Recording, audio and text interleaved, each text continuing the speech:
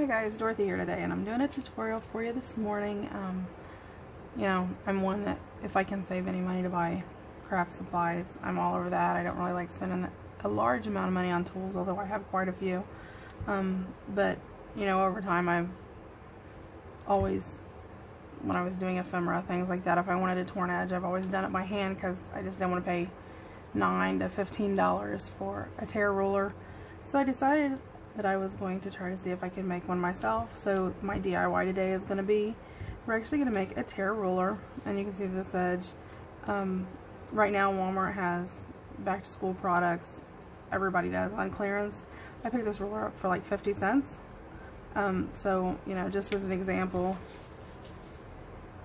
if I was going to tear, you know, on your regular roller you have nice straight edge, which is nice at certain times, but a lot of times, you know, you want the extra, that nice look of a torn edge. So, just to give you an example of what it looks like. And there's your nice torn edge. So, how I did it, and all you need for this is your ruler that you can get, and it's a plastic, like, acrylic. This is actually a Fisker's. I picked it up for 50 cents, so I mean, you really can't beat that. And a small pair of pliers. And all I did was reach at the tip, and it sort of scares you at first because you're not sure exactly what it's going to do. And I just keep varying with it, and you just literally break off bit by bit. And you can change it, you know, if it's all in one straight line and you want it a little different, then, you know, maybe push it down farther, you get a deeper cut. Push it on the edge, you're going to get a smaller cut.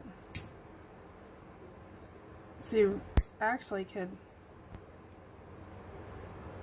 do one, you know, really big, and then do the other side really small, and that way you got a different variation. And, you know, where you place your ruler according to the size of the ephemera that you're tearing, or the page that you're tearing, the more you get out of it.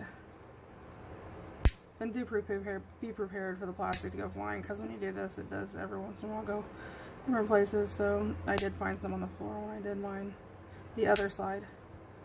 So you just work your way down the ruler, and there is no right or wrong. It just literally, you just grab it between the teeth of the pliers, and then just sort of bend, and it breaks off pretty easy. It doesn't take a lot of strength.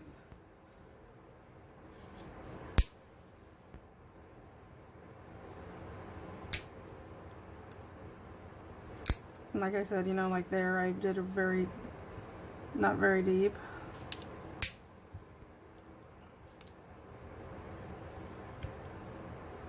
So by the time I get the second side done, I'll actually have two variations.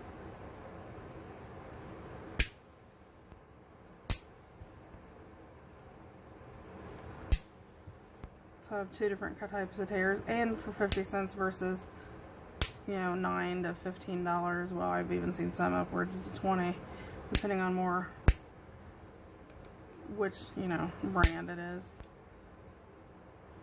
But I thought I would share this because, you know, if you can save $10 or $15, you know, that's a lot of other things you can buy.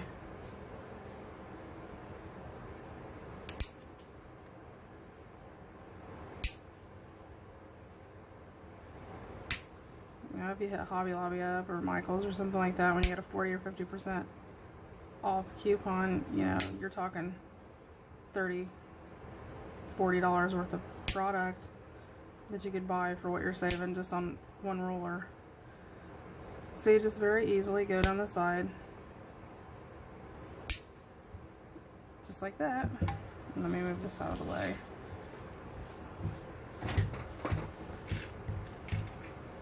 Sorry.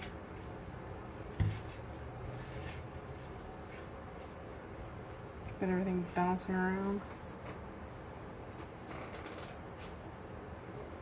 Okay, so this is the side we just did, and before we did this earlier, it looked like this. So, just to show you what it looks like now, and both sides, like I said, will tear differently. you just sort of pull.